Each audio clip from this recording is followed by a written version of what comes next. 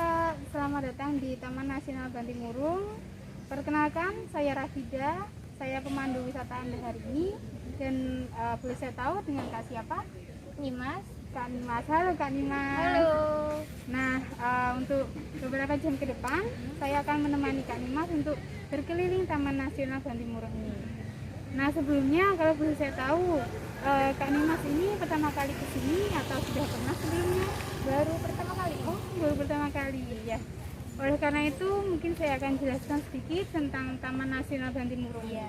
Nah, Taman Nasional ini memiliki luas kurang lebih 43.750 hektar. Nah, cukup luas. Kemudian Taman Nasional ini juga memiliki kars atau lembah kapur terbesar dan terindah sedunia setelah Cina. Oh, begitu. Ya. Ya. Jadi sangat unik ya, Iya. karena hanya bisa ditemukan di Sulawesi ini. Nah, kita sebagai orang Indonesia pastinya harus bangga tentang wisata alam yang Iya, kita miliki. tentu. Ya. Kemudian Taman Nasional ini sangat dikenal dengan spesies kupu-kupunya. Oh, gitu. Ya, bahkan Taman Nasional ini dijuluki sebagai The Kingdom of Butterfly atau bisa kita katakan kerajaan kupu-kupu begitu. Nah, julukan itu diberikan oleh seseorang yang bernama Alfred Russell. Beliau adalah ilmuwan yang meneliti di sini dan kurang lebih selama setahun pada tahun 1956 hingga 1857 beliau meneliti kurang lebih terdapat 250 spesies kupu-kupu. Oh, Ya. iya. Nah, salah satunya adalah kupu-kupu khas Sulawesi yang bernama Troide helena lina.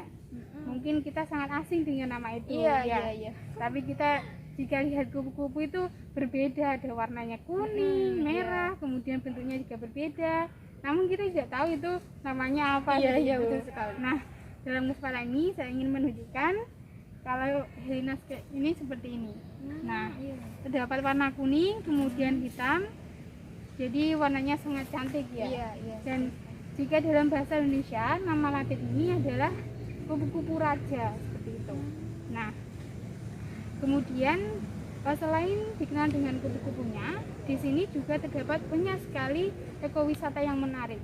Terdapat kurang lebih 80 gua alam maupun prasejarah, namun hanya 2 yang bisa dikunjungi, yaitu Gua Batu dan Gua Mimpi.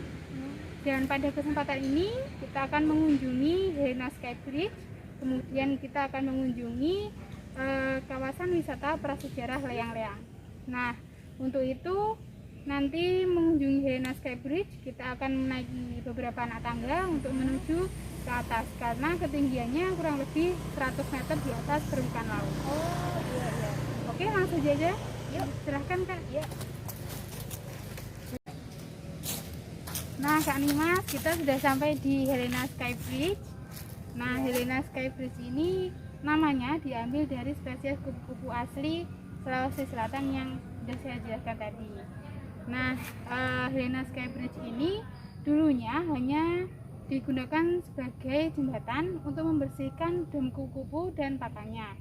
Namun sejak 2017, jembatan ini sudah dijadikan sebagai salah satu daya tarik di taman wisata ini. Nah, panjangnya ke sana itu kurang lebih 50 meter dan kita sekarang berada di ketinggian 100 meter di atas permukaan laut. Kemudian jembatan ini di bawahnya itu adalah penangkaran kupu-kupu. Oh, ya. Jadi di dalam penangkaran kupu-kupu itu terdapat kurang lebih 250 spesies. Kemudian penangkaran itu luasnya kurang lebih 7.000 meter persegi. Dan kemudian kita di sini bisa melihat pemandangan bentang alam yaitu Pulau Sulawesi.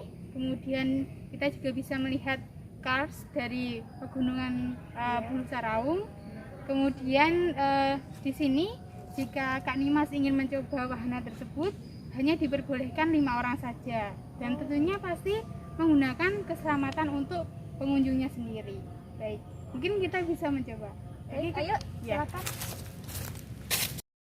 Nah, Kak Nimas, kita sudah berada di objek yang kedua yaitu kawasan wisata Leang-Leang. Nah, leyang ini merupakan bahasa Makassar yang berarti gua. Jadi di sini terdapat kurang lebih 80 gua alam maupun prasejarah. Dan yang bisa dikunjungi hanya 2 gua saja. Dan yang lainnya itu belum bisa dikunjungi.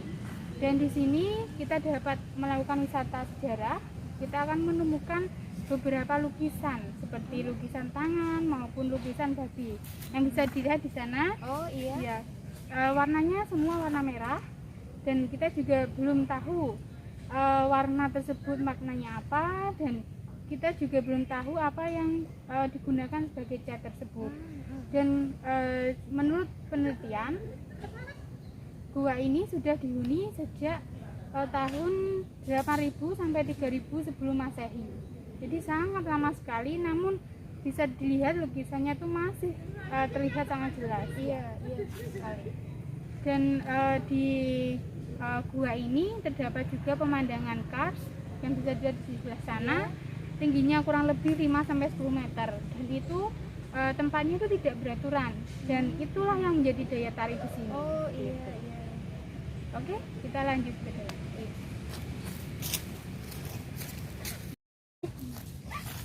Nah, Kak Limas, tadi kita sudah berkunjung ke Helena Sky Bridge, kemudian kita juga sudah mengunjungi kawasan prasejarah Leyang. Nah, untuk sekedar info saja, di Taman Nasional ini juga memiliki kawasan penelitian satwa karenta. Nah, di sana terdapat satwa namanya adalah Macaca maura. Mungkin Kak Limas? Oh iya, Macaca maura ini adalah sebuah kera atau monyet, tapi lebih bisa dibilang kera, dan warnanya tuh hitam. Kemudian bentuknya lebih besar dari kera biasanya. Dan mereka juga mempunyai ekor yang kecil atau bahkan tidak memiliki ekor. Dan menurut penelitian, kera ini memiliki daya pikiran lebih cerdas dibandingkan kera lainnya seperti itu. Ya, dan kera ini hanya bisa ditemukan di Sulawesi Selatan ini. Nah, kita sudah berkeliling cukup jauh, dan saya sangat senang sekali bertemu dengan Kak Nimas. Iya, saya juga. Dan saya harap Kak Nimas bisa memiliki kenangan yang indah di sini. Iya, pastinya. Baik, saya pikir sudah cukup. Saya ucapkan terima kasih telah menggunakan saya sebagai tour guide Kak Nimas. Semoga kita bisa bertemu di lain kesempatan. Iya.